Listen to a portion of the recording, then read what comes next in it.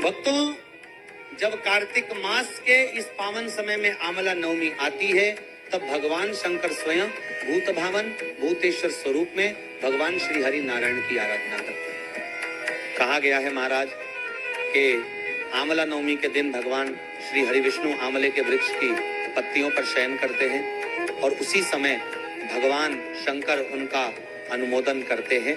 तब श्री हनुमान जी महाराज स्वयं पधारते हैं और देवताओं सहित भगवान के चरणों में वंदन करते हैं। जब देव सोनी एकादशी के दिन भगवान श्री हरि शयन से जागते हैं, नेत्र खोलते हैं, तो स्कंद पुराण, विष्णु पुराण, पद्म पुराण, अग्नि पुराण, जितने भी पुराण उठाकर देख लीजिए महाराज, हर जगह पहला वर्णन कार्तिक महात्म्य का ही मिलता है। जब भगवान नारायण देव उठनी एकादशी के दिन नेत्र खोलते हैं, तो सोचिए महाराज, उस क्षण पर ब्रह्मा, विष्णु, महेश, लक्ष्मी जी सबके सब उनके सामने खड़े रहते हैं, पर भगवान श्री हरि नेत्र नहीं खोलते। कब तक नहीं खोलते?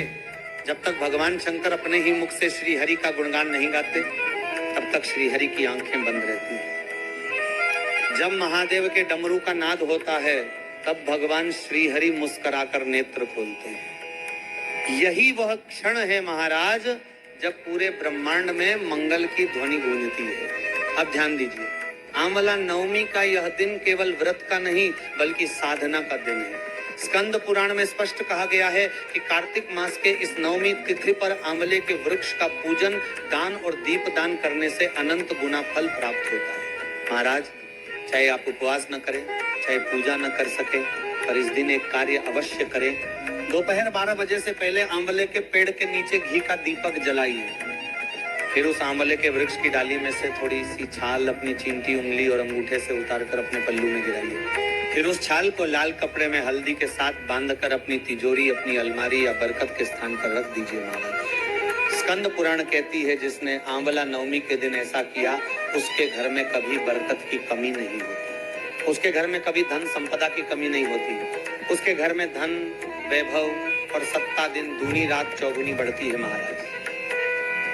आमला नवमी की कथा में एक प्रसंग आता है, जो माताएं इस दिन व्रत करती हैं, वे आमले के वृक्ष के नीचे जाकर पूजन करती हैं, भोजन करती हैं और वृक्ष की छाया में बैठती हैं। उस दिन किसी को अपशब्द नहीं बोलना चाहिए, किसी जीव को कष्ट नहीं देना चाहिए। पूजन के बाद जब वह माता अपनी झोली फैलाकर चींटी उंगली और अंगूठे से आमले की थोड़ी छाल पल्लू में गिरा लेती है, तो वह छाल उसके घर में सुख और वैभव का प्रतीक बन जाती है। महाराज, रात का एक अत्यंत शुभ समय बताया गया है, रात्रि के 9:15। जो व्यक्ति रोग से ग्रसित है, हॉस्पिटल में है या किसी भारी बीमारी में फंसा हुआ है और रोग छूट नहीं पा रहा, उसके लिए यह समय अत्यंत शुभ है। उस समय शंकर भगवान के शिवलिंग पर आंवले के जल से अभिषेक करें। जो व्यक्ति बीमार है, उसका नाम लेकर अभिषेक करें। 1 दिन, 2 दिन, 3 दिन लगातार करें और देखिए महाराज, रोगी अस्पताल से छुट्टी लेकर घर लौट आएगा, रोग का अंत हो जाएगा। स्कंद पुराण में भी यह लिखा गया है कि कार्तिक मास की आंवला नवमी के दिन आंवले के वृक्ष के नीचे भोजन करने से संपदा बढ़ती है। पहले के श्री शिवाय नमः शुभम साथियों, आंवला नवमी का बहुत ही ज्यादा महत्व है। इस तरह से छाल को अपनी झोली में गिरा करके तिजोरी में हल्दी की गांठ के साथ रखें, जरूर धन संपदा की वृद्धि होती है।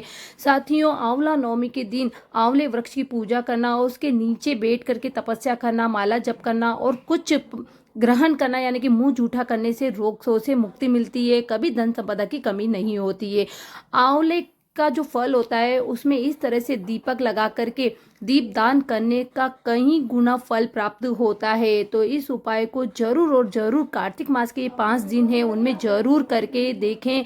आंवला फल में दीपक लगाएं और शिवालय में या नारायण के मंदिर में, लक्ष्मी नारायण मंदिर में, किसी भी मंदिर में जो शिव रूप है, नारायण रूप है, उनके मंदिर में इस दीपक को प्रज्वलित करें, कई गुना फल की प्राप्ति होगी। आंवला नवमी की आप सभी को हार्दिक शुभकामनाएं। इसे अक्षय नवमी भी कहते हैं। इस दिन किया गया दान का कभी क्षय नहीं होता है। तो आंवले के वृक्ष के नीचे कुछ भी दान करें, पर जरूर करना चाहिए। अगर आंवले के वृक्ष के नीचे दान नहीं कर पाते हैं, तो किसी भी ब्राह्मण दंपति के घर पर जाकर के दान करें, इसका भी कई गुना फल प्राप्त होगा। पर आंवला नवमी के दिन दान जरूर करें। चैनल को सब्सक्राइब करें, वीडियो को शेयर करें। हर हर महादेव।